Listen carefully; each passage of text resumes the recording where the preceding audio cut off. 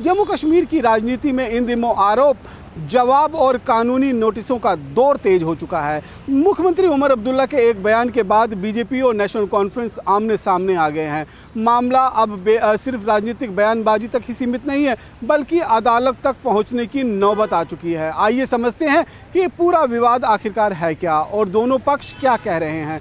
दरअसल मुख्यमंत्री उमर अब्दुल्ला ने शनिवार को आरोप लगाया था कि भारतीय जनता पार्टी उनकी सरकार को गिराने की कोशिश कर रही है। उन्होंने कहा कि नेशनल कॉन्फ्रेंस के विधायकों से संपर्क किया जा रहा है और उन्हें 20 से 30 करोड़ रुपए का ऑफर प्लस मंत्री पद और दूसरे राजनीतिक फायदे देने का लालच दिया जा रहा है।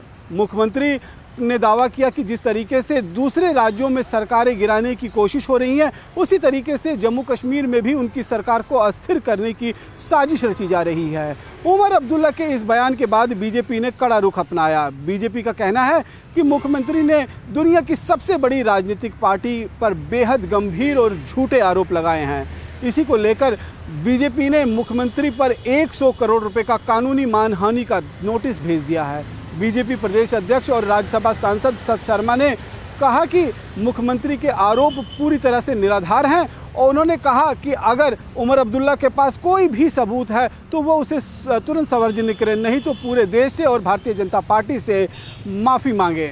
सत शर्मा ने कहा कि बीजेपी की छवि खराब करने की कोशिश की गई है और इसी वजह से पार्टी ने कानूनी कार्रवाई शुरू की है। सत शर्मा ने यह भी कहा कि मुख्यमंत्री के आरोप इतने गंभीर हैं कि पार्टी चाहती तो हजारों करोड़ रुपए का मानहानि का दावा कर सकती थी, लेकिन मुख्यमंत्री के संवैधानिक पद और उनकी गरिमा का सम्मान करते हुए फिलहाल 100 करोड़ रुपए की कानूनी नोटिस भेजा गया। उनका कहना है कि किसी भी मुख्यमंत्री को बिना तथ्यों के इस तरह के आरोप लगाने का अधिकार नहीं है।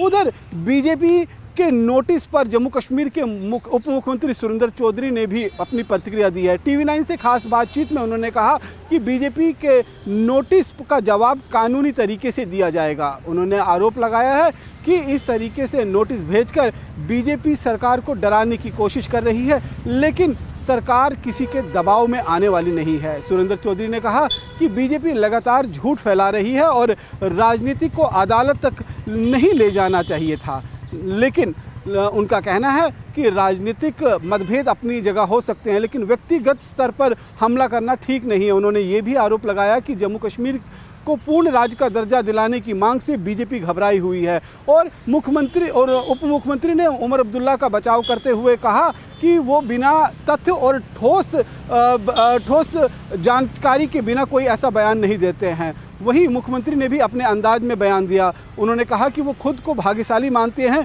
कि वो जम्मू कश्मीर में शायद एक ऐसे इकलौता नेता हैं जिन्हें बीजेपी का ये लव लेटर भेजा गया। हालांकि उन्होंने इसके साथ ही अपने पुराने आरोपों को भी दोहराया है। उमर अब्दुल्ला ने कहा कि बीजेपी के एक वरिष्ठ नेता लगातार नेशनल कॉन्फ्रेंस के खिलाफ साजिश रचने और उनकी सरकार को गिराने की बात करते रहे हैं। उन्होंने संकेत दिया कि उनकी पार्टी भी अब बीजेपी के नेताओं के बयानों पर कानूनी जवाब देने की पर विचार कर रही है। अब ये मामला पूरी तरह से कानूनी लड़ाई पर लड़ता हुआ दिखाई दे रहा है। बीजेपी ने नेशनल कॉन्फ्रेंस को 7 दिनों का समय दिया है कि या तो आरोप के समर्थन में सबूत पेश करें या तो सार्वजनिक रूप से माफ़ी मांगे। दूसरी तरफ नेशनल कॉन्फ्रेंस और सरकार का कहना है कि नोटिस का जवाब अदालत में दिया जाएगा और वो भी कानूनी विकल्पों पर विचार कर रहे हैं।